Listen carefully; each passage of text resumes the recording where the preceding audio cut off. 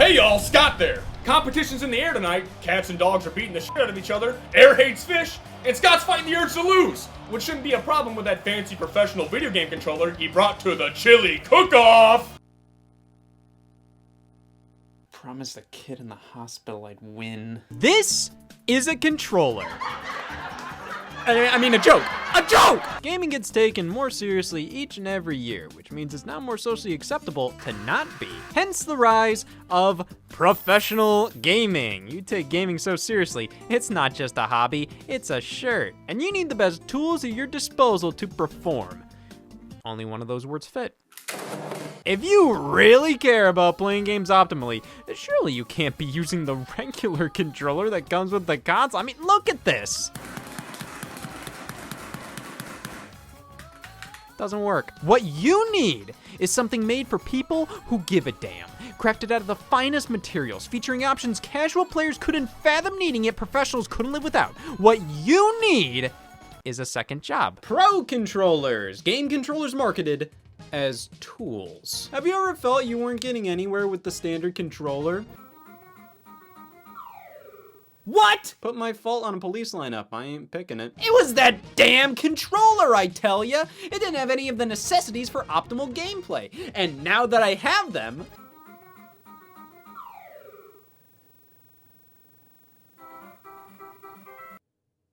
this controller doesn't know when to quit! Now, you may think these professional controllers are more of a modern trend, though you'd be surprised to see how much they popped up back in the day. I mean, this was some serious shit.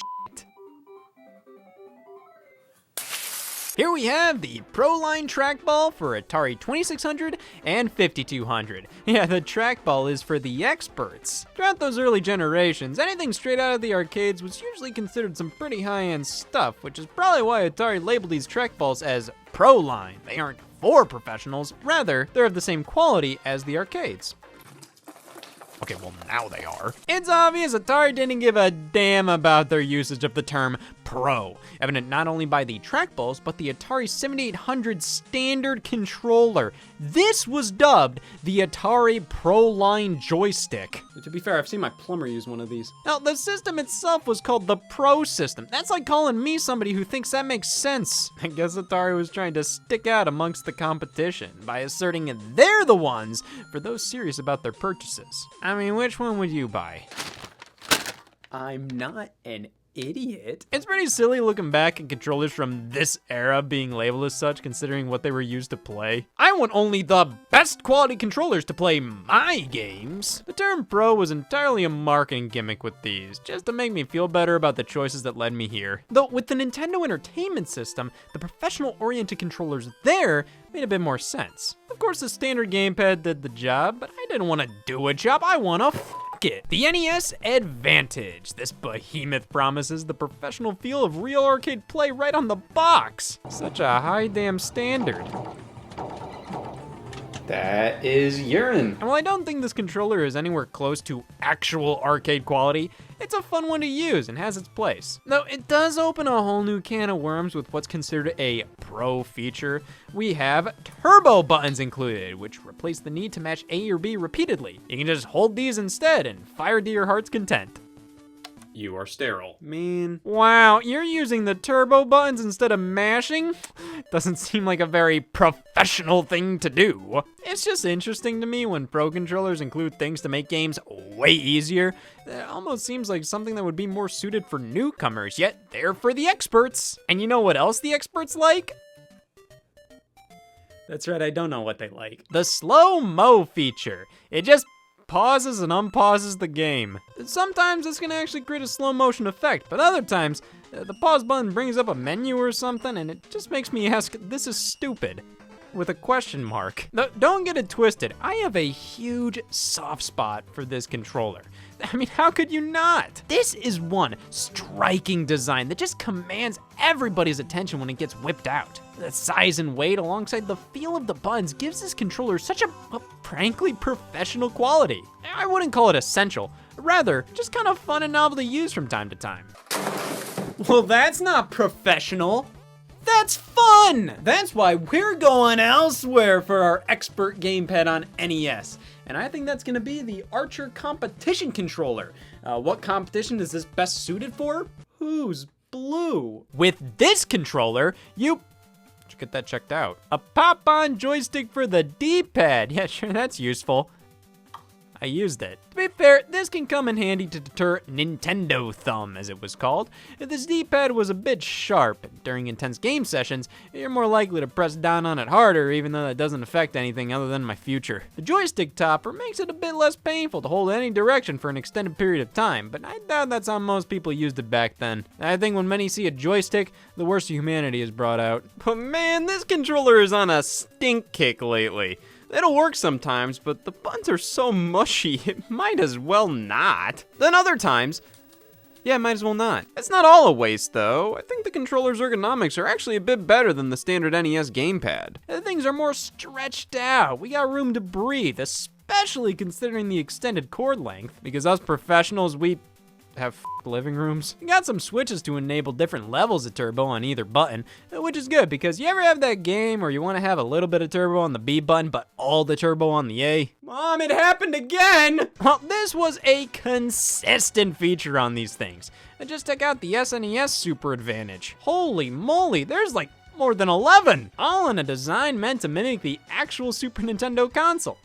But not just the North American version, the European one as well. We have the purple switches, but the colored buttons. Plus these middle ones here remind me of the power, reset, and eject portion of Europe system. It's a fun style and really hits home how big the controller is when you can basically replicate the whole damn system on it. Though part of me feels like all these additions were done to fill up all that space. Is this really necessary? You stupid question. I forgot the B dial saved my parents' marriage. So we can select turbo or auto for any button, which fires automatically for you while also individually adjusting the speed, which you can also do with the slow motion feature now. With this controller, I can finally play Super Mario World professionally. I'm looking to go full time. While this is the successor to the NES Advantage, it wasn't made directly by Nintendo. Instead, Askware created this and then got the blessing of Nintendo's license. They've done loads of other controllers, and many of which retain multiple turbo switches, which, thanks, but I gotta ask, how many people actually took advantage of this? You may just get more use out of the Pro features on the Atari Jaguar Pro controller. Oh my god. Have you ever played an Atari Jaguar? Some professional. This thing right here is one of the rare controllers out there. Now, why is that? There wasn't a ton of people who owned an Atari Jaguar looking to maximize their gameplay potential? No. This was released in 1995, 2 years after the console's launch, and I'll do you one better, one before the console was discontinued. Great time to invest in enhancing my skills. The original Jaguar controller I consider to be one of the worst controllers of all time, much like how I'm considered one of the worst controller critics. Damn. This actually ain't that bad, it's just kinda dumb. The feel of it is fine. The face buttons, who cares? The numeric keypad? Ah! It's unnecessary. You have a controller with 17 buttons on it, so you release a Pro controller with 5 more? This was something Sega did with the Genesis. When it was obvious many games were compromising to play with the standard 3-button controller, they released an updated 6-button version, so I assume Atari looked at this and went, oh, so that's our problem. The Jaguar Pro controller has been ergonomically planned to deliver a sleek new shape with additional buttons for more precise control. A new shape? Where was the press conference? And ergonomically planned?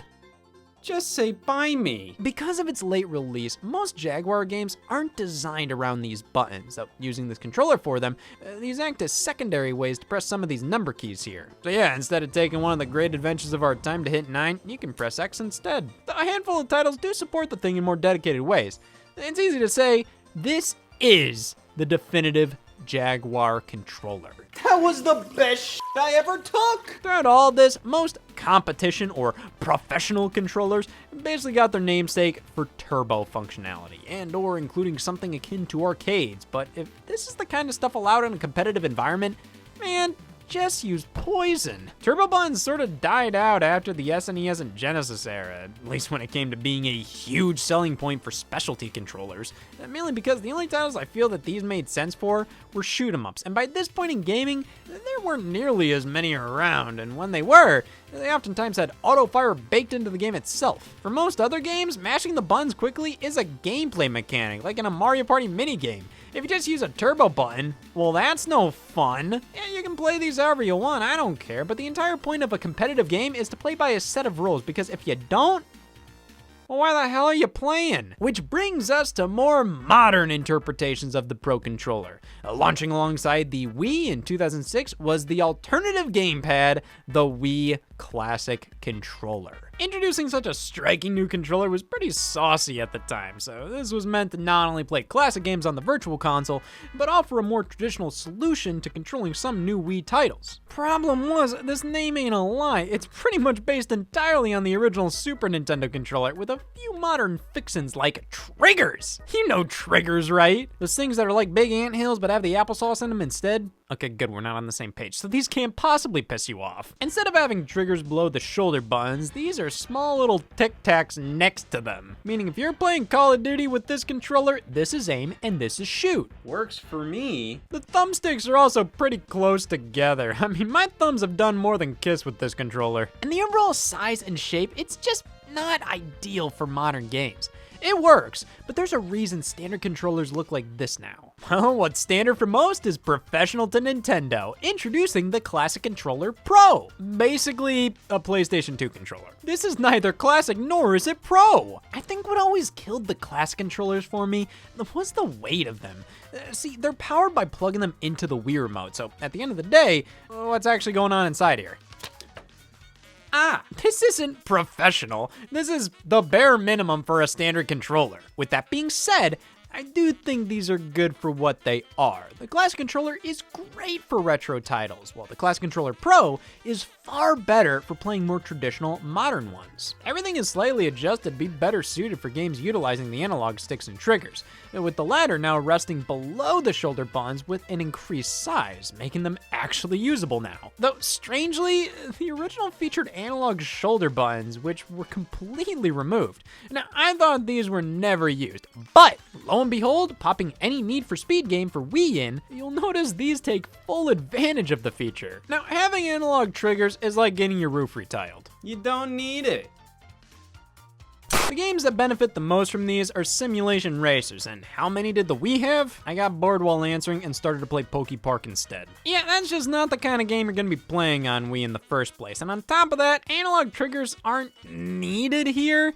They're just kind of sensible. So, did you really lose anything of worth? Because even if you knew the Wii Classic Controller had analog triggers, I doubt you ever played a game that used them. But it's weird, because ever since the Classic Controller Pro, Nintendo's been vehemently against these types of triggers after including them on not only the Classic Controller, but the GameCube controller as well. In fact, they designed a whole ass game around them, Super Mario Sunshine. Then when they re-released it on systems without analog, they had to come up with some bullshit way to work around them. Why did they think they never need these again when they used them in the past and both of their competitors have them as a standard while they jam a damn IR camera in there? Like, that's more useful? While I like the Classic controllers, I can't help but feel they were wasted opportunities. Barely any of Nintendo's own titles used them outside of Mario Kart and Smash Brothers, while many could have desperately used a more traditional control scheme. And with those analog triggers, it baffles me how you couldn't use this to play GameCube games through backwards compatibility. You can select the disc channel with the Classic controller to play GameCube games. You have all the buttons needed here. Most Wii titles that support one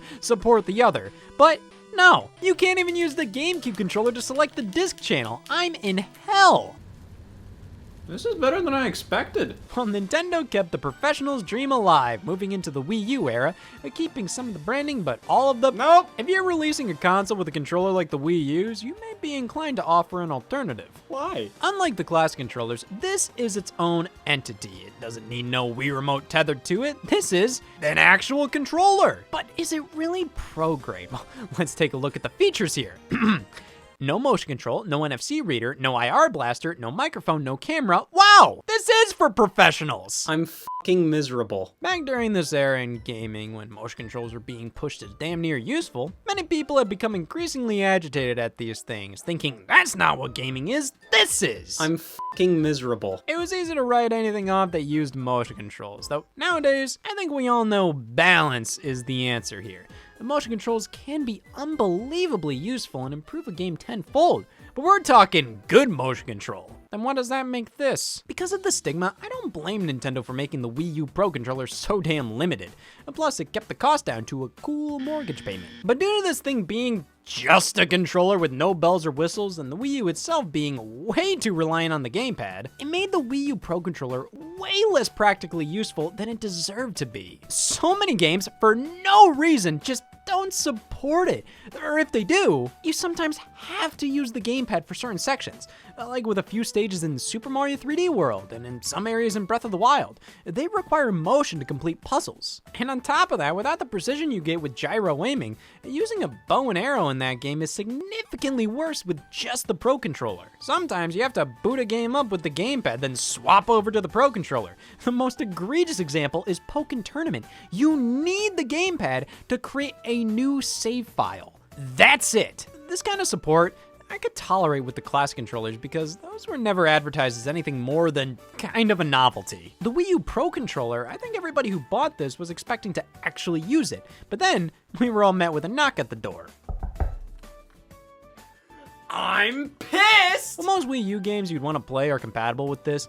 Its implementation with the system and games as a whole leaves a lot to be desired. And that's not even considering what my thumbs gotta do. Ah! Both thumbsticks at the top? Now, this is replicating where these things are on the Wii U gamepad. One problem, the silhouettes are as follows. Xbox 360 controller, slab. A design like this makes a hell of a lot more sense to have the thumbsticks where they are because it's so damn big. Makes it real easy to hop between stick and butt. Here, I mean, just because you can have this button placement doesn't mean you should. Just feels wrong to have the buttons down here, but thankfully, due to the battery life, it can feel wrong for roughly 80 hours. Haha, so that's what makes this a Pro controller, having an open 80 hours. Well, hot damn, that's pretty professional.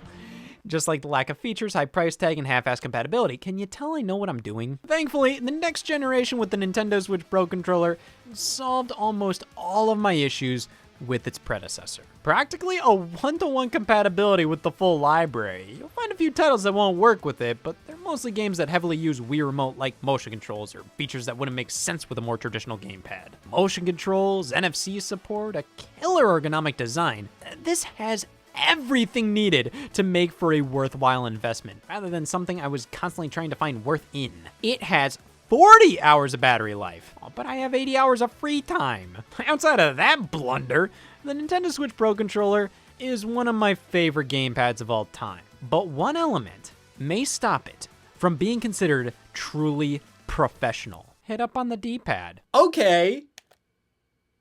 Most of Nintendo's D-pads have a ball underneath to ensure you're only pressing one direction at a time, including horizontals. And it's not that the Switch Pro controller doesn't have this, it just doesn't feel like it. You can press the whole damn thing down and all directions will fire off. Meaning this is the sloppiest D-pad they've ever made. It's damn easy to hit right, but guess what? The D-pad reads it as down right, or hell, even straight up down depending on how you press it. Pretty wild how you can't win with either Switch controller. On the Joy-Con, you have the harshest, lamest buttons to press for your D-pad. But hey, at least there's no way it can misread the direction like the Pro controller. In most cases, I'd rather just use the thumbstick for games I'd usually prefer a D-pad in.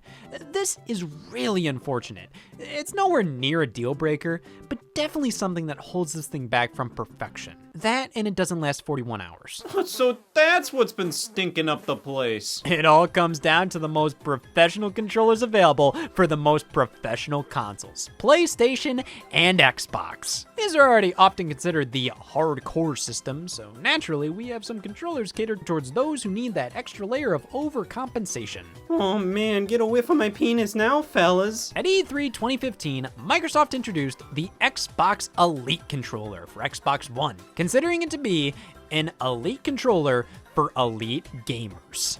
So then this must be the skunk-ass controller for the skunk-ass gamers. Elite's been the Xbox brand's go-to word for something that's ultimate or professional, like the Xbox 360 Elite, featuring the biggest hard drive and usually some pack-in games. My is a Titan. So naming a controller designed for hardcore players it just makes sense, especially when we take a look at the feature set. Complete customization, interchangeable magnetic thumbsticks, D-pads, optional back paddles, hair trigger locks, a price tag of $149.99, a Scott making poor financial decisions, a Scott without money, a Scott with an Elite controller though. Yep, this thing was meant for the people who cared about all these extra features enough to warrant blowing 150 big boys on a damn video game controller. Outside of the more premium build quality, I don't see regular players getting anything out of this for the price. But if you're somebody who knows why you need back paddles, this is for you. Why do I need back paddles? All right, so you may be playing a game where you want your thumbs on the sticks at all times, and reaching over to that pesky D-pad, well, a lot can happen during that movement. I was just elected senator! You can map whatever buttons to these, making it so then you can easily access anything while keeping your thumbsticks warm. I can definitely see the value in these. They add functionality to make high-level play more fluid without feeling like you're cheating. I don't really think many games are designed around the concept that your thumb leaves a stick to hit the X button, so these are an excellent pro feature. And hey, if you don't like them here, you can flick them out at a moment's notice thanks to some magnets at play, which is also the case for the thumbsticks and D-pads. Xbox D-pads respect tradition. This sucks! So to have this one continue that is admirable. Yeah, no matter how many times Xbox controllers try out new D-pads, they always range from deplorable to not the greatest. We have two designs we can use on the Elite. This one that's pretty much the same as the standard Xbox One controller, and this one that's more soap dish than anything. This is integral for fighting games, where you need fast movement from one direction to another while inputting every direction in between. However, for any other game, this is sort of stinky. But to be fair, that's why it's an option, much like the thumbsticks. Oh man, I can pretend to have all kinds of preferences with these. With a setup like this, I can finally wear this shirt. The switch to lock how deep the triggers push in is a nice addition. The controller comes in a fantastic case. Everything feels rock solid, incredibly substantial with a great weight to it all. This was easily the best controller Microsoft had ever created. And at that price, it reached the bare minimum of what it needed to do. But it ain't perfect. For one, I think it's still wild how insistent Microsoft is on not making a rechargeable battery the standard with Xbox controllers. This thing even comes bundled with a USB cable, so you can plug it in and use it as a wired controller. But you can't charge it without forking over more money for a play and charge kit. How are you charging me this much and a rechargeable battery isn't a part of that? And honestly, as cool as the interchangeable magnetic thumbsticks are, they don't feel good during gameplay for me. They feel weightier due to the more premium materials and possibly the magnets as well. I don't know. But either way, I feel less in control with these, strangely enough. The added weight makes using the standard controller's thumbsticks a bit snappier. And now I know what you must be saying. Asuka, your thumb's a bitch. Which is why I chalk this up to a me issue. The Elite controller is as premium as you can get. Most of the features that make it premium, I'm never gonna use or actively prefer how they are on the original. But this is an excellent product. $100 more excellent? I mean, that's up to you, man. But me personally, I don't think this really offers anything for 95% of consumers out there. For the 5%, this is a must buy, but I feel that most of the people who bought this never use any of what makes it so expensive. They just wanted the Elite controller because, oh, only the best for my video gamer. Well, Microsoft struck again 4 years later at E3 2019, revealing the Elite controller Series 2, and one of my biggest problems was fixed.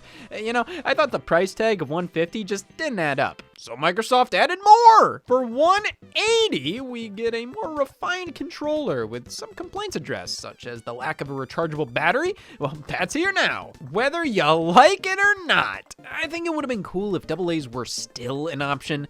I know I complained about using them with the Series 1, but I've always appreciated how, while it is annoying you have to buy a battery pack separately, you can choose one or the other. But here with the Series 2, it's rechargeable and only rechargeable. They did what I asked. Those bastards. We can now adjust the tension of the thumbsticks. I barely notice a difference. I'm not saying this feature doesn't work. Rather, I'm not the target for it. Another level for the hair trigger locks, a new rubberized grip that feels very nice, a third button configuration preset you can swap between, Bluetooth connectivity. This is better than Series 1 in nearly every way.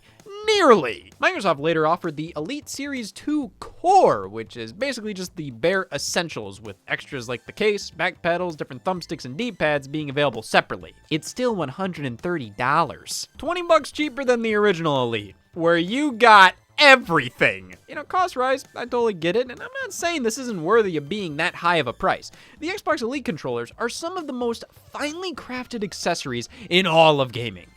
It's just, for over 2 to 3 times the price of a perfectly functional standard controller, for me personally, I'm not sure what they could include here to really win me over. Every Xbox game is designed to work with this controller, a controller that's already pretty expensive at $60, so it's not like this is at a low quality or anything. So when we move over to the Elite controllers, the features are nice and cool or whatever, but most Xbox games I'm playing nowadays are pretty well designed when it comes to an optimal button layout with this thing. And even if they aren't, I don't really care. If I gotta create a custom button configuration to fix a game, more often than not, it's a game that's not worth playing in the first place. I don't play too many competitive multiplayer games on Xbox, and when I do, most of the time, I'm perfectly content with the default button layout. I've never needed the triggers to work any way other than how they've always worked.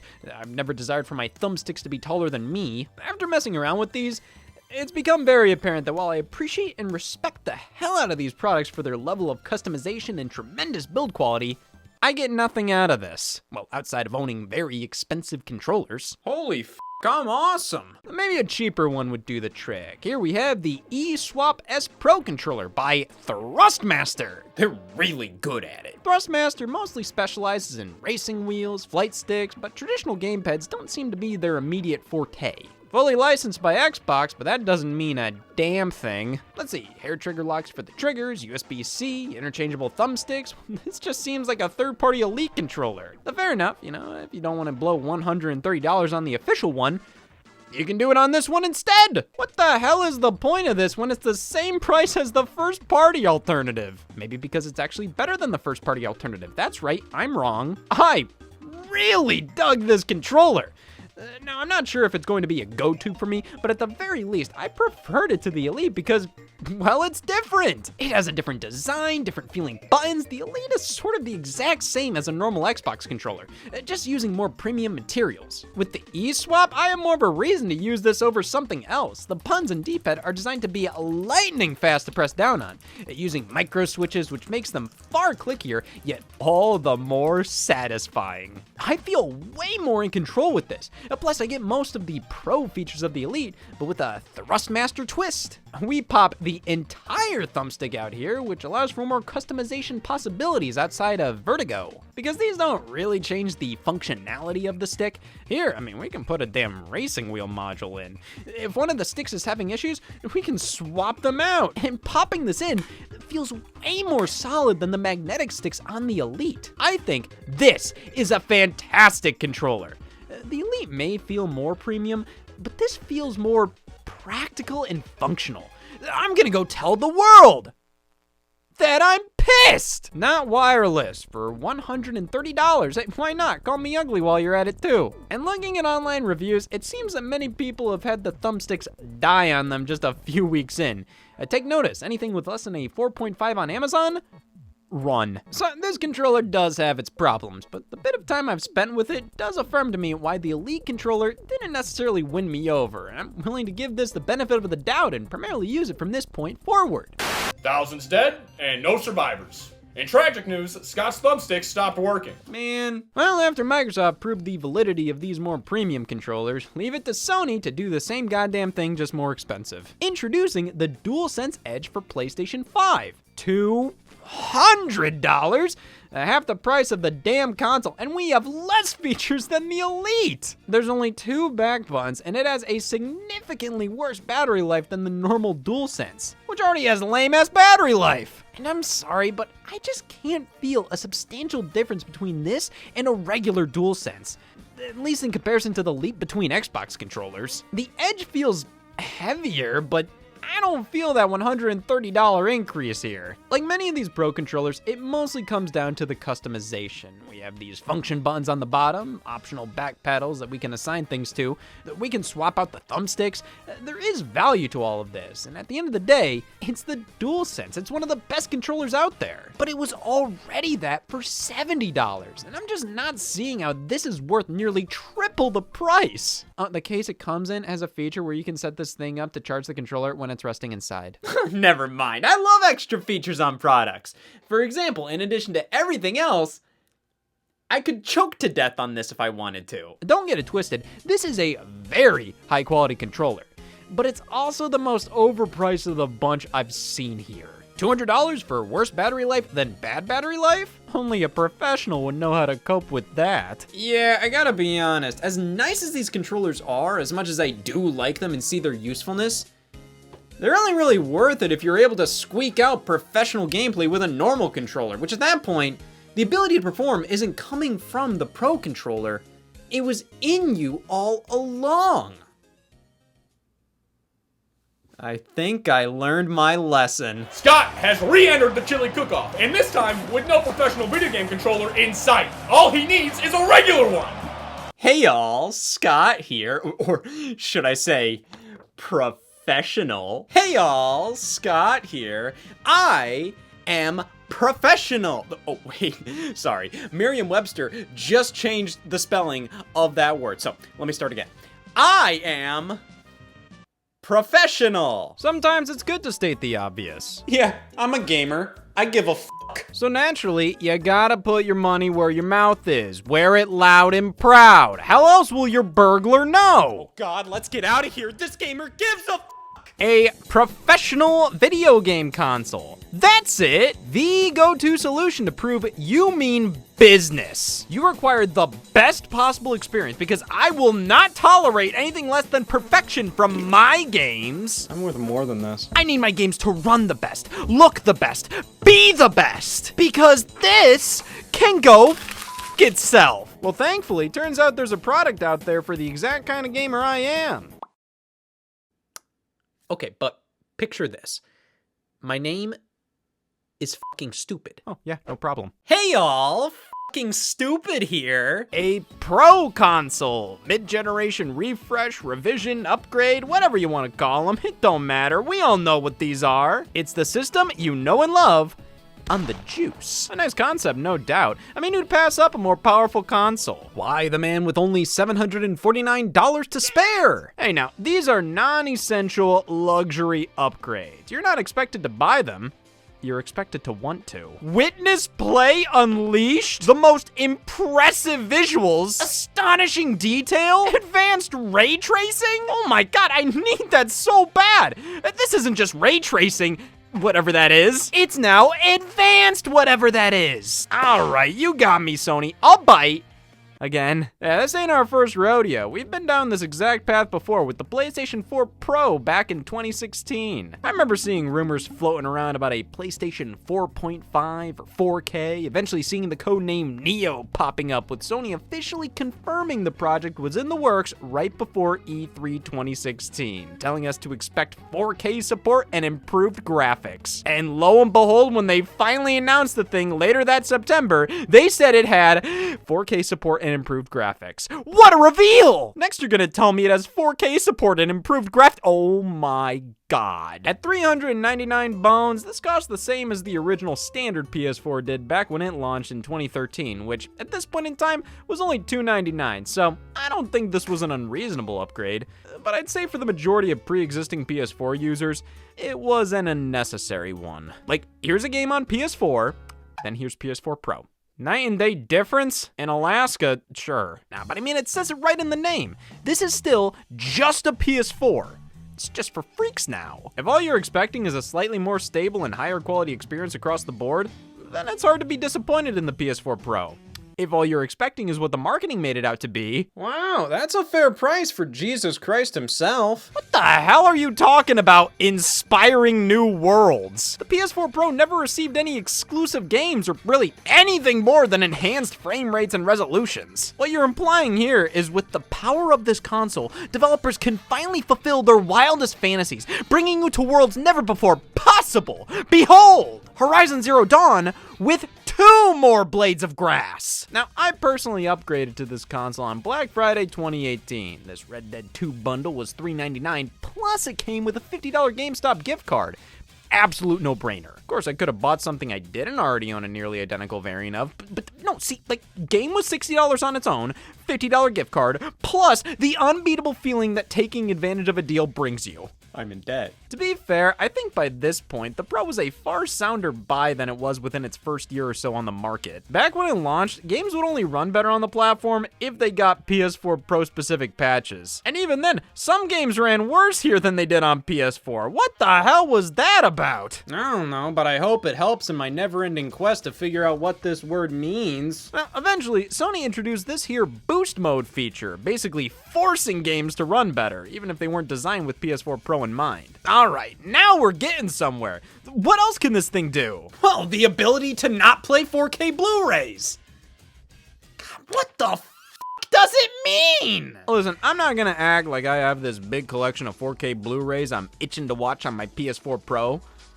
But what if I did? You don't know me. I just find it incredibly odd that this console, with this massive focus on how it can output at 4K resolution, released by one of the main companies behind the Blu-ray format, doesn't support 4K Blu-rays. But you know what did? The Xbox One S, which released months before the PS4 Pro at $299 and was not positioned as a Pro console. Yeah, this was for fucking dweebs, not fucking dorks. Now, why did Sony not include this feature? Well, let me ask general audience out here on the street. Did you want the PS4 Pro to include 4K Blu-ray support? To be fair, that wasn't a no. Boy, me personally, I'd say I got some good use out of my Pro. I picked it up alongside this PlayStation VR bundle, which honestly probably was where the Pro shined the most. Smaller improvements go a long way in VR to provide you with the most immersive experience possible, and with the PSVR looking like this on the original PS4, I will take whatever I can get. Well, thanks for whatever I can get. To be fair, a lot of the improvements brought forth by PS4 Pro are only really noticeable when you're actually playing it. So when I'm looking at these comparison videos online and the comments are going, my god, the differences. It's like comparing Jesus to Satan himself. I mean, I'm looking at this and going, I think I'm agnostic. When you're actually using a Pro, things definitely feel pretty smooth here, but to be honest, while I'd play this thing, I'd be thinking, wow, these games look so good, it must be that PS4 Pro magic. Can't imagine what they look like on some dog shit regular PS4, when in reality, yeah, I could. Going back to the base console isn't nearly as bad as you'd think it would be. Playing on the Pro long enough will do that to you. Really made me think the original PS4 would be this intolerable mess, when in reality, I mean, most games are designed to run well on this hardware. Yeah, this is better, but it's nothing drastic. But hey, maybe that's just my little old Nintendo baby bitch brain tolerating looking at dog shit visuals for hours on end. This Nintendo game looks fine. I'll give Sony this. They made it pretty damn obvious this ain't for everyone. That you really weren't missing out on much by sticking with a base PS4. At least for the time being. I mean, one of the big inclusions here was HDR support, which really wasn't popularized in TVs until a few years later. And by that point, the PS5 was on the horizon. That's sort of the point of this console. It helped future-proof the PS4, so by the time we got to the PS5, it wasn't like falling apart or anything. But you could have very reasonably stuck with a regular PS4 throughout that whole generation. And you would have been so sexy doing it. This original system has one of the most striking yet functional designs of any console. On an unrelated note, the PS4 Pro always looked dumb as hell to me. Like, oh, how can we convey this as a more powerful PS4? Well, they do say 2-layer consoles are for pussies. What the hell is this? This just tries to expand upon the original PS4's design, but completely misses the point. Like, this was a sleek rhombus with these quadrants, this divide housing the disc slot, these segments being the power and eject buttons extending into this light. It's so unique, yet incredibly practical. Unlike a certain white bastard. Oh, give me more credit. In comparison, while the PS4 Pro's design is practical, it took the perfect look of the PS4 and removed all defining elements aside from the PS4 looks like a sandwich, don't it? So make it a bigger sandwich! Yeah, and with this design language, we never have to think about what the next PS4 Pro will look like ever again. My ceiling. The PS4 Pro wasn't a game changer, but it definitely helped organically extend the PS4's lifespan. And hey, you needed something to compete with whatever the hell Xbox was cooking up, because right alongside talk of an improved PS4, there were the exact same kind of rumors floating around about an improved Xbox One. Project Scorpio was the codename announced at E3 2016, affirming that this is going to be the most powerful console ever crafted. Jesus Christ, I mean, the PS4 Pro wasn't even formally announced yet, and they were already saying, yeah, it's more powerful than that. Hey, I mean, that's exactly what us gamers love to hear, right? No pissing around, not telling us specs don't matter, your feelings do. No, 6 teraflops of GPU power, 8 CPU cores, over 320 gigabytes per second of memory bandwidth. This guy straight up said to me, these are the specs gamers want. Oh, it's everything I've ever wanted!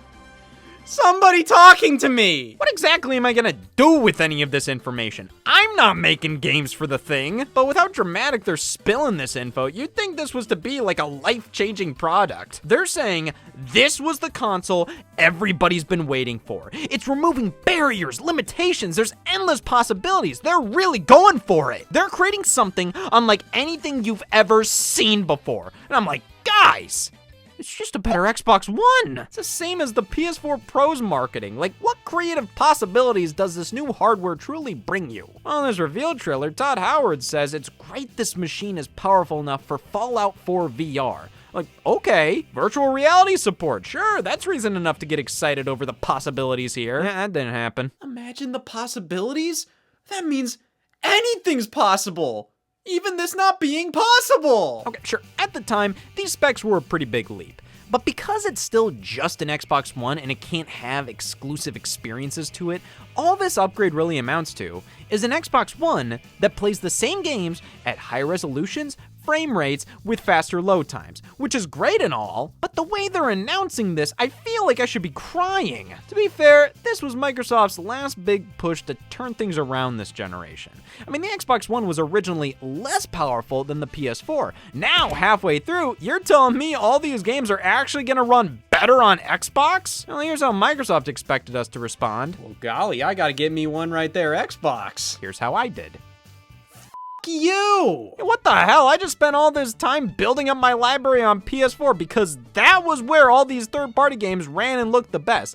But that's just not the case anymore. Years later, Phil Spencer of Xbox said this was the worst generation for them to lose, as everybody built up their game libraries, which sort of locked them into sticking with that specific console brand. So it's obvious in hindsight, even with this new Xbox having the best specs and being the spot to play third-party games, didn't mean a damn thing to most PS4 owners. You already set shop up there. Nothing was gonna make you change your mind. Not even, damn it, my Achilles heel. Whatever the fuck that is. Now, Microsoft definitely needed a leg up on Sony at the time, and because they couldn't really compete with the PS4's game lineup, they decided to focus elsewhere, like backwards compatibility, introducing Xbox Game Pass, and having the best hardware on the market. Definitely made for some healthy competition and gave us a lot to think about as consumers. Would you rather have the most powerful game console, or a game console with games you want to play? Game console with games I want to play. Well, what came with this project released in November of 2017 at 499 bones, it's the Xbox One X. Not the Xbox One B, G, P, or H. Nah, this is the letter that conveys power, and it's cute while it does it. Many have pointed out when abbreviated, Xbox One X is Xbox. Well, I was rooting for Xbox One Next Gen or NG, but yeah, that don't work as well. And hey, if you were strangely attached to the Project Scorpio name, you were thrown a bone with the limited Project Scorpio edition of the console. There were rumors of the final name just flat out being Xbox Scorpio, but I don't know. I'm sure some retailer had to input something at one point, and Xbox Scorpio makes more sense than Project Scorpio. And I think some people believed it because sometimes you get so used to a codename being used for so long, you start to think, oh oh yeah, that makes sense on store shelves. But logistically, you start naming your Xboxes after astrology signs, it ain't gonna end well. But I think this name makes a ton of sense, especially next to the Xbox One S. It's pretty clear cut. This is the powerful one, this is the slim one, even though the Xbox One X is slimmer. And this is one of the most basic designs for any game console I've ever seen, but I can't deny how it looks really nice. It may just be a black box, but it's one hell of a sleek one. Weirdly enough, it's shaped sort of like a mirrored PlayStation 2. And you know what's the coolest thing about that? You can do whatever you want with that information. I don't care. Well, damn, this is just the ultimate Xbox One now, ain't it? Then I should just hop right in. What the hell am I waiting for?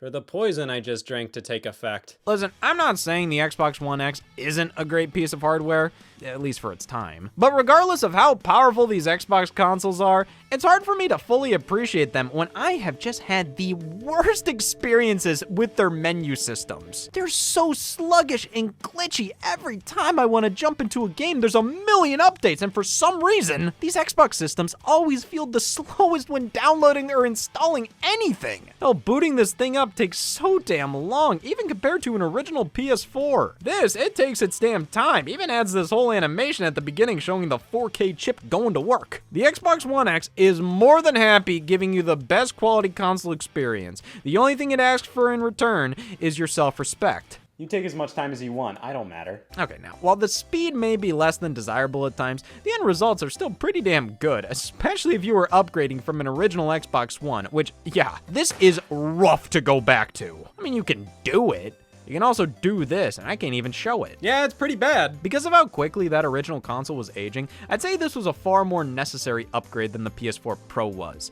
But it also wasn't at the same time. In terms of performance, the Xbox One X is honestly pretty comparable to its successor, the Xbox Series X, in many ways. Now, obviously, the Series X is better, but I was pretty impressed with how well the One X holds up. Though, looking back in hindsight, the fact that this console only had 3 years in the limelight just to be replaced with an actual next-gen machine with the lifespan of a normal game system that did everything the One X did, plus play exclusive new games launching at the exact same price, almost makes this feel like a waste of time in the grand scheme of things. Hell, it was even discontinued just a few months before the Series X launched. As good of a product the Xbox One X is, it is the definition of a stopgap. Now, you could say the same about any of these Pro consoles, but that feeling really smacks you in the face here. The Series X pretty much just added upon what the One X was already doing, with the most tangible upgrade being far faster load times. But that doesn't mean this wasn't a great device. I wouldn't call it a great console, but it was a great device. While they did quickly replace it, the Xbox One X served its purpose and then some during its time on the shelves. I'd say this was a great first attempt at a pro console revision by Microsoft, but I'd be lying, because it wasn't their first attempt. Remember this thing? The Xbox One Elite, released in November of 2015 at $499, came bundled with the fancy-ass Elite controller, but more notably featured 1 terabyte of hybrid storage, meaning you got the size capacity of a standard mechanical hard drive with some of the benefits of a much faster loading SSD. So this version of the console loads everything a bit quicker, which a quicker Xbox One is like a softer, jagged knife. This felt better than the last. In addition, the console now has a matte finish instead of a glossy one, or half of it is, I guess. The Elite still has a glossy finish on the right side because I guess that's a crucial element to the Xbox One experience. Which, you know, makes sense. This was actually a pretty damn good deal considering this Elite controller on its own was $150. I mean, the console in the package was $350, and with storage like this back in 2015, you'd be a fool not to scoop this up at that price. I mean, what would you rather have? Game console with games I want to play. Now, this definitely isn't doing the same sort of thing as an Xbox One X or PS4 Pro, but neither was this, yet would you look at that? I'm talking about it anyways. The Xbox 360 Pro. Yeah, what makes this pro? Well, it has a hard drive. Oh, you're still listening? The Xbox 360 console variations always confused the hell out of me with their names back in the day. I had no idea what the difference between the Core, Arcade, and Elite were. On top of finding out now there was another model called the Pro. Okay, Core pretty much just means this is the core package, the bare essentials. Though, as a kid, I thought this was referring to the hardcore gamer, but no, I wouldn't even piss in this thing's direction. But then they replaced the Core with the Arcade, which, okay, I guess they were going for, hey, this is the fucking family fun box, but why call it Arcade when you could just call it that? And then there's the Elite, the big boy, best-in-class edition of the 360. So, okay, this was the replacement for the Xbox 360 Pro. Actually, let me correct that statement. There we go. None of these names meant a goddamn thing. What made the Xbox 360 Pro Pro? It had a hard drive. The Elite? Bigger hard drive. Hell, I don't see the term Xbox 360 Pro anywhere outside of ancient store listings and press releases. On the Elite's box, they have this diagram explaining the differences, and the Pro, it's just called the Xbox 360. Man, what was the point of all these title distinctions when fundamentally the Arcade, Pro, and Elite are all the same? They just have different hard drives, which that's not unique. You can remove and swap them around. Strange how you have these Xbox consoles named like this, and if anything, the Xbox One S is more of a pro console than they ever were. 4K Blu-ray support, and it was actually a bit more powerful than the original Xbox One. Yet this is marketed more to the casual consumer, and these come with the strict guideline for not pussies only. Well, hey, pro consoles don't necessarily need a name that conveys how the word girth makes me feel. Take, for example, the supercharged, power-hungry follow-up to Game Boy. God damn, I love power. If any company is guilty of pumping out pro consoles, oddly enough, it's Nintendo. They just don't really label them as such. Like what, does the name Nintendo DSi make me less insecure about what I'm doing here? But in many ways, these are sort of the ultimate pro consoles because they often give you legitimate reasons to upgrade to them. On paper, the Game Boy Color, Nintendo DSi, and new Nintendo 3DS are all upgraded handhelds with better internals, unique features, but most notably, the ability to play exclusive games. That's something all the other consoles we've looked at have steered clear from, but not Nintendo. No, they said the Nintendo DSi is too powerful to waste this opportunity. Upgrade or get left behind. The DSi's exclusive games mostly came in the form of downloadable titles, which makes total sense. You know, there's no way you could accidentally buy a digital DSi game for your DS Lite. But for some reason, a couple companies put a few out at retail because this can't be contained. It's really strange considering something like this hair salon game definitely didn't need to be a DSi exclusive. You rarely ever use the built-in camera, and when you do, it's just this superfluous little bonus thing. Plenty of DS games have DSi exclusive features where this kind of stuff works on a DSi, but is disabled on a regular DS. Why this couldn't have been just that is beyond me, but hey, Photo Showdown and System Flaw use the DSi more extensively, so alright. Keep up the pace with these exclusives, and I'll consider saying the DSi having exclusive retail games wasn't a complete waste. Huh. Consider it considered. Yeah, not only are these exclusive games few and far between, but they weren't impactful in the slightest. I am sorry, System Flaw truthers. But when we're talking what makes the DSi unique, we're mainly talking the downloadable games. And, okay, the Nintendo DSi is more powerful than a standard DS, yeah. But you don't see too much of that horsepower on display within the games themselves. You mostly see it in the menus, which, hey, the DSi doesn't have an aneurysm if you eject a game like the original systems did.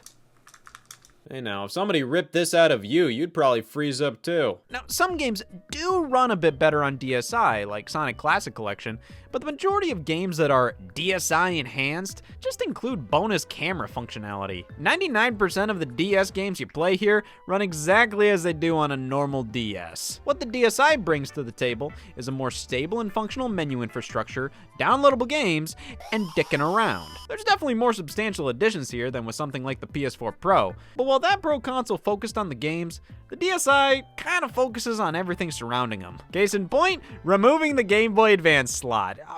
What, I'm paying for this? Could have done this myself just with some spackle. Definitely made it harder to consider this upgrade, as you're effectively cutting the games playable on DS in half. Now obviously the percentage of people actively playing GBA games on their DS was low enough for them to warrant doing this, but that don't make it right. You looking to up your game? Boom! Everybody's doing it, so no, I wouldn't call the DSi an ideal Pro console upgrade. I think it was necessary to bring the DS platform more up to speed with what you'd expect out of a game system in 2009. And while this does meet the quota for what I'd consider to be a Pro console, I don't think it does a great job at being one. The new Nintendo 3DS, on the other hand, this is a Pro console through and through. The increased horsepower improves the user experience so much. Now, instead of having a god-awful web browser, the new 3DS just has a shitty one. The enhanced speed of everything, I wouldn't call it fast, I'd just say it's tolerable now. A nice assortment of titles take advantage of the improved hardware with faster load times, higher quality graphics, better frame rates. I mean, this is the definitive spot to play the worst version of Hyrule Warriors. We got an extra set of shoulder buttons alongside Sensor That. The C-Stick! You know, in the early days of the 3DS, people were begging for a revised model with a second circle pad included. But you know what I said? I said, yeah, but I don't want that right now. I want that in 4 years. And I also want something that isn't a second circle pad. This is an immovable pencil eraser-ass nub meant for camera control and very little else. And very little else includes just more camera control. It reads where your thumb is like a touchscreen input.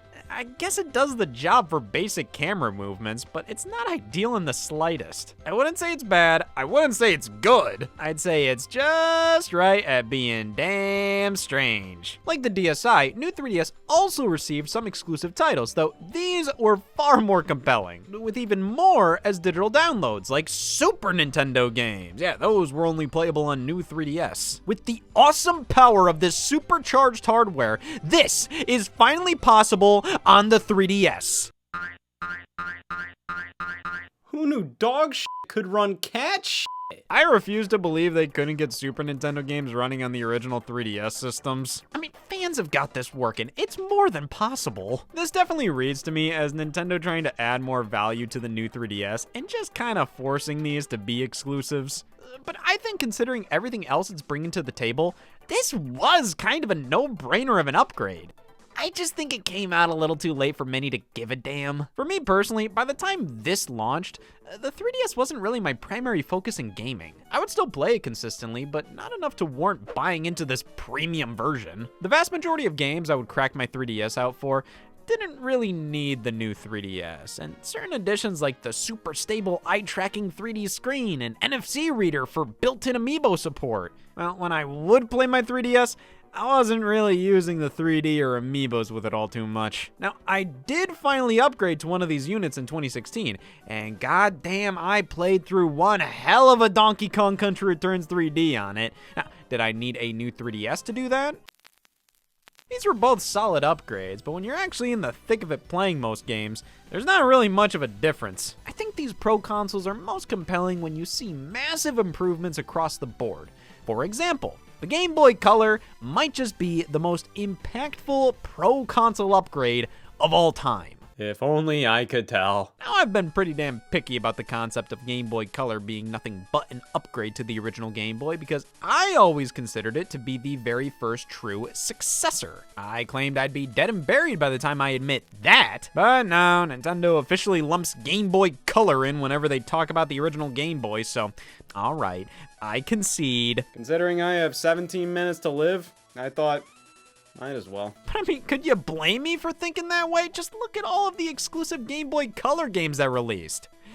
And most of them also work on the original Game Boy. Yeah, I have no idea how I've never heard anybody talk about any sort of confusion surrounding this. Like, barely anything on this package tells me this game will work on a regular Game Boy. It's all on the cartridge itself. If it's black, you're good to go. If it's see-through, whatever's the opposite of this.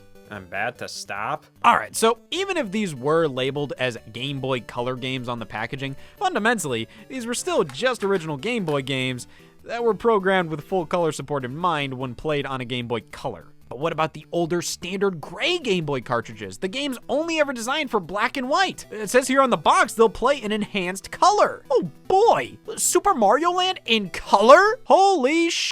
They've really undersold this. It's not just in color, it's in 2 colors. Original Game Boy games on Game Boy Color look better, I guess, but the added color does feel a bit unnatural at times. It's blatantly obvious these games were never designed with color in mind, so Nintendo just assigned basic limited color palettes to them. Though it is really impressive how well these work out sometimes. Thing is, Nintendo took as much of the original pre-Game Boy Color library of titles as they could and pre-assigned appropriate color palettes to each of them. So deep in the Game Boy Color's code is the sentence, "Make Bubble Ghost green." But hell, if the assigned palette isn't doing it for you, you can swap between a bunch others. Like, yeah, this is how I feel today. Disturbed. Listen, Game Boy Color may not give these older games the most colorful graphics, but it's better than nothing. Something like Donkey Kong Land is damn near playable now. Even if the added color doesn't really look good, it still improves the experience and showcases how the Game Boy Color was a necessary upgrade, not a luxury one. Unlike the Nintendo Switch OLED model, which is for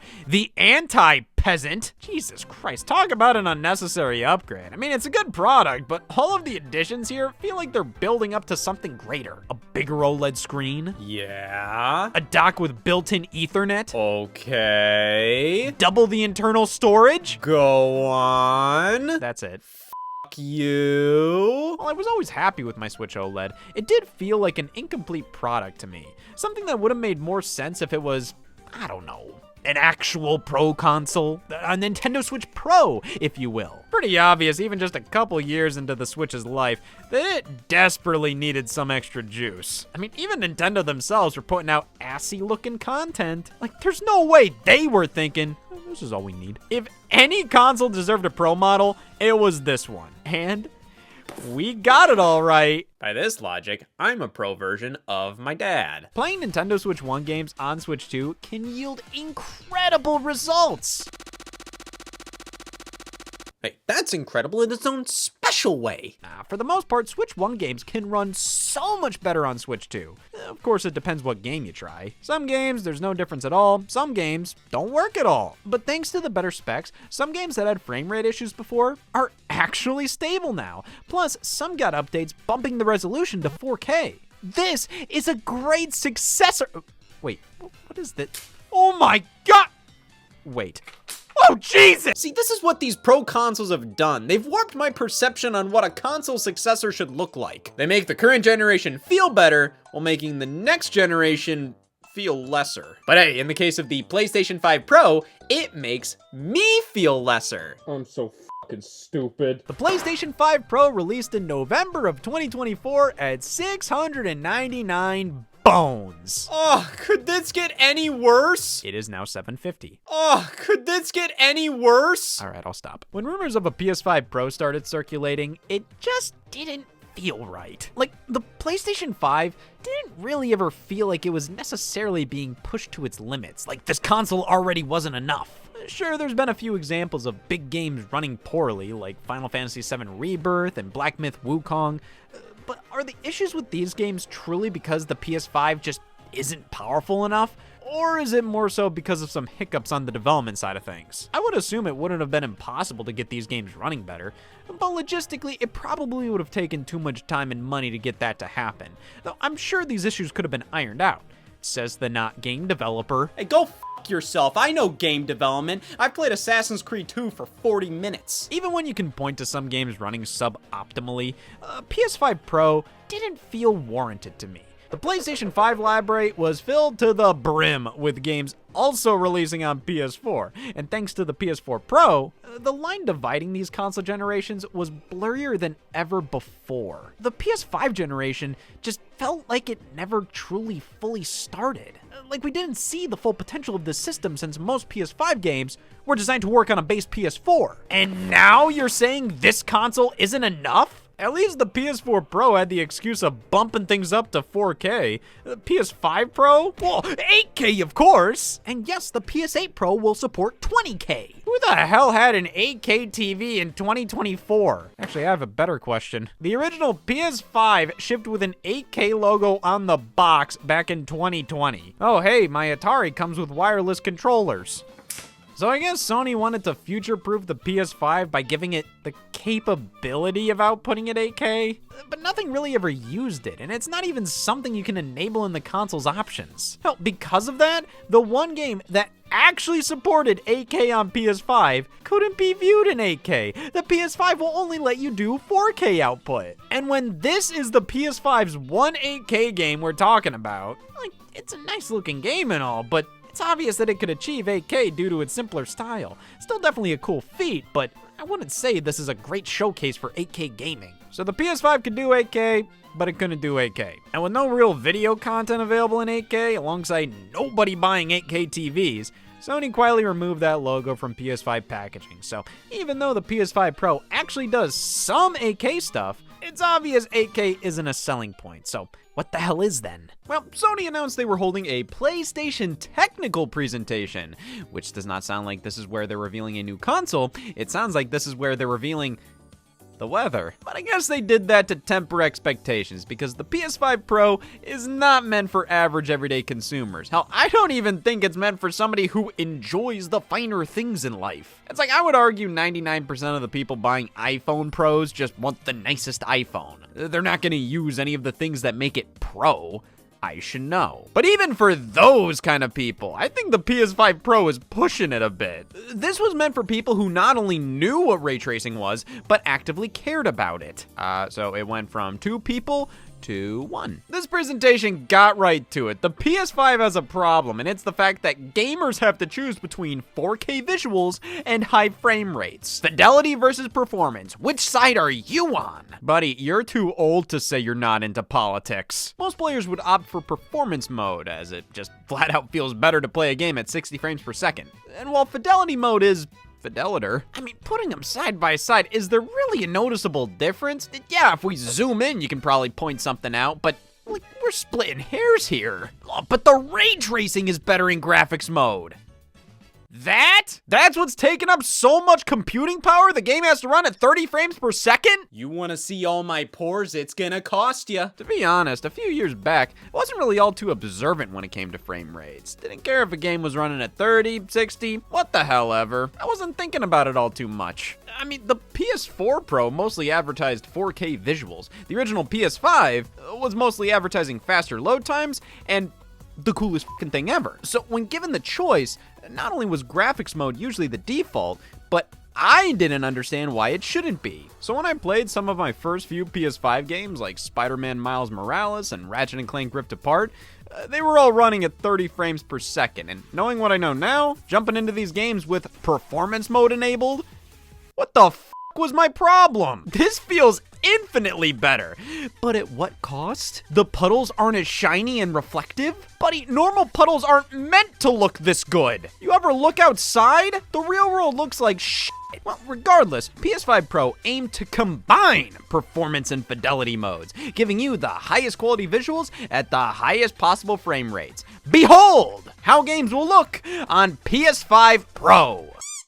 One of the biggest issues with these Pro consoles is how difficult it is to really notice any substantial differences via these comparisons online. When you have to slow down footage and zoom in to notice anything, you're pretty much admitting right there this isn't a necessary upgrade. It's like they have to convince you there's a difference. And yeah, there is. But during this presentation, when they're using a PS4 game to showcase the PS5 Pro and it's like the hardest game of spot the difference I've ever endured, I mean, it just begs the questions. Why is this necessary? Who is this for? Because if you looked at the original PS5 and thought that isn't enough for you, Bubba, I think you just need to switch over to PC at that point. But hey, I get it. The console lifestyle is a hard one to give up, and even when the PS5 Pro retailed for $700, that's still cheaper than building a high-end PC in most cases. Though to be fair, I'd say if you're buying a PS5 Pro, you probably already had a PS5 to begin with, so that's about $1,200 spent overall. But if you're a Pro user, you're probably pretty passionate about your collection of video games, so moving to PC doesn't make sense if you want to keep playing the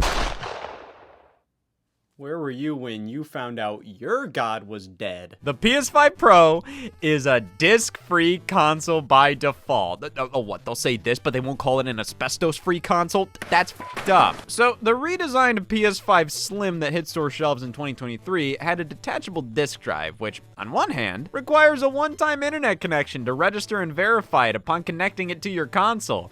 Everybody, say it with me now. But on the other hand, I really like that this meant a PS5 digital edition could be upgraded to one with a disc drive later down the line if you wanted to purchase the attachment. With the original, if you bought a digital model, you were stuck with a digital model. So this change is good for the consumer, and it makes things easier for Sony. Instead of having to produce two different PS5s, you just have one single model with a disc drive on the side, either included in the box or available separately. Now, the PS5 Pro, I think Sony's rationale was, this is a niche product, so why bother having two versions on store shelves? You can just buy the disc drive separately anyways. Who cares? Vertical stand sold separately. Oh, and the controller included here? Not the pro-oriented Dualsense Edge. Oh, no. Just a regular-ass PS5 controller. Not that that isn't fine. It's just, I don't see $750 of value here. That's nearly twice the price of a regular PS5 digital edition. And when you're not including a disc drive, DualSense Edge, hell, a damn vertical stand which came in the box with the original PS5 model, I just start to think the unthinkable. That's impossible. But listen, when I say that, I'm not saying the components that make up a PS5 Pro aren't expensive. When you consider all the tech packed into this thing, the price point makes more sense than it doesn't. But does that actually make this a worthwhile product? Because in the end, most of these games look and run the damn same here. Think about it this way. $400 table? $700 table. The $700 table is more premium. It's made out of finer wood.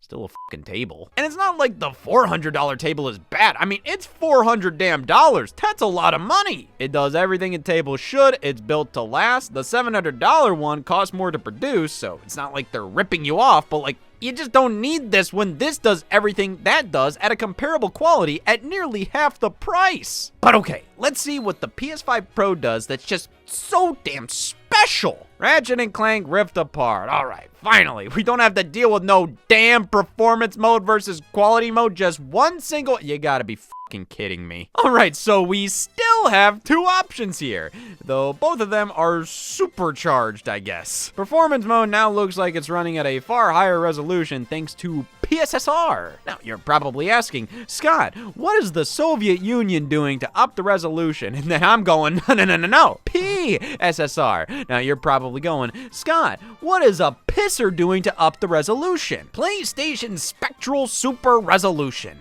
Basically, it's a powerful form of AI upscaling, so even when the game is running at 60 frames per second, you get a higher quality image. But if you want an even higher quality image, a naturally higher quality image, you have Fidelity Mode Pro. I find with some games on PS5 Pro, there's too many options where I get a bit confused, like, okay, Spider-Man 2 also has Performance Pro and Fidelity Pro. Then these other graphical options pop up when selecting Fidelity Pro, and I'm just wondering, like, if I'm picking Fidelity over Performance, why wouldn't I want all these things on, or at the highest level possible? I appreciate giving me control, but having these many choices honestly worries me that I'd be playing the game with suboptimal settings without realizing it. Like, when I look back at playing those early PS5 games at 30 frames per second, like, I'm kind of upset that happened. Now, after fiddling around a bit with PS5 Pro, I have no issue stating this is the definitive PlayStation 5 console. I also have no issues not recommending it to anybody. Listen, this is a great piece of hardware. What the f*** am I getting out of this? It's like, sure, this is better, but jumping between an original PS5 and a PS5 Pro, it's really hard for me to tell any substantial differences. Now, that doesn't mean there aren't any differences, but after spending an excessive amount of time with these Pro consoles throughout history, this is sort of my feeling regarding them as a whole. For the most part, these were all great pieces of hardware for their time, but man, do I feel like I'm going crazy comparing and contrasting. A PS4 Pro feels better, but then I go back to an original PS4 and it's basically the same. It's honestly impressive how well a lot of these original consoles hold up, while also being a bit disappointing how little the Pro models actually change things. So you need to go into these things with the right expectations. I wouldn't say they're night and day differences, rather, they're the exact same console as before, with a little extra legroom. For the most part, every game is meant to run well on the base models of these consoles. The Pro versions are just that, for Pro users. And that's fine. I mean, I enjoy a slightly nicer console, but if this trend continues, I mean, with just how good graphics have gone, it's just, we've been experiencing diminishing returns for a while. You can keep pumping hundreds of millions of dollars into developing new technologies or putting top-of-the-line specs in these consoles all you want. We're not gonna see a massive leap in visuals. Which means while the PS5 Pro makes sense on paper, I mean, it released 4 years after the PS5. The PS4 Pro released 3 years after the PS4. But in practice, it's just not all too warranted. Technology keeps evolving, but the technology from 5 years ago is still more than enough for everybody. So yeah, you can do this. I just don't see much of a use for it. And for the PS6 Pro, it's gonna be even worse. Oh, it's been 17 minutes. If you excuse me, I have business to attend to.